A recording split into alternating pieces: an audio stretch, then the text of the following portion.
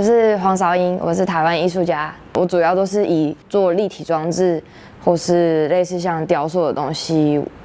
的作品。然后我特别在意的部分就是材质，就是我很 care 每个材质它本身的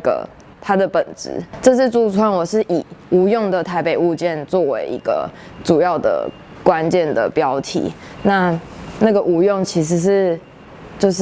来自于迷惘的这个脉络所延伸出来的，因为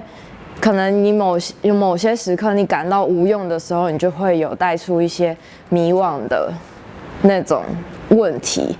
然后所以我这次就是会，我特别关注在某些物件上面，然后我会去就是让它们的本身的功能性被去掉，也就是说，就是它们本身的功能性。有可能就是代表他们的本质，就像是这个水管，它是我会说它是没有水的台北水管，就是这件作品的作品名字。那就是其实你走在台北街头，你会看到，我相信不只是台北街头，但是我以这个地区为主。那我其实就是会特别去关注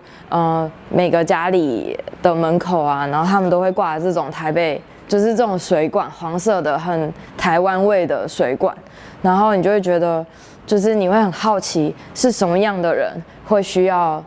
什么样的水管，然后他会怎么样去摆放，怎么样去做一个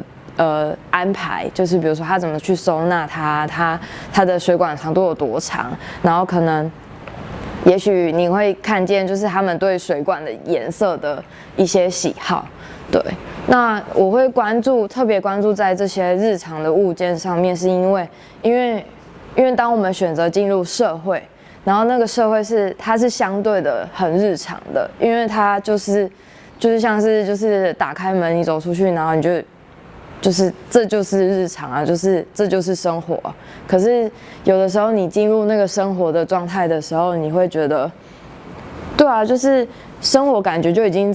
就是已经很好了。可是我们还是会觉得很迷惘，然后我觉得那个迷惘，它就是有一种你可能不知道你在追求什么样的一个界限，就是你选择进入社会，然后你试着想要让生活变得更好，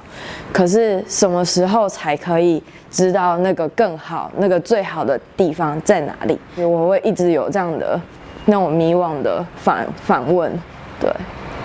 然后另外一个就像比如说像这个笨斗。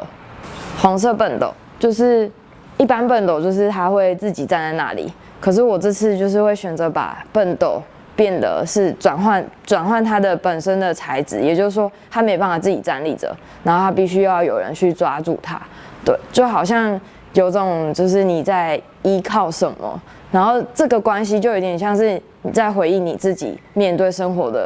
的部分，或是面对人群的部分，你可能必须要有一些。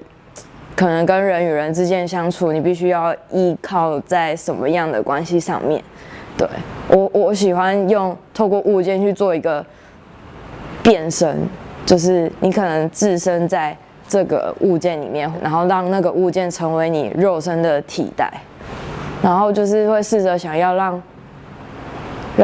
让所谓我们的肉身是怎么样。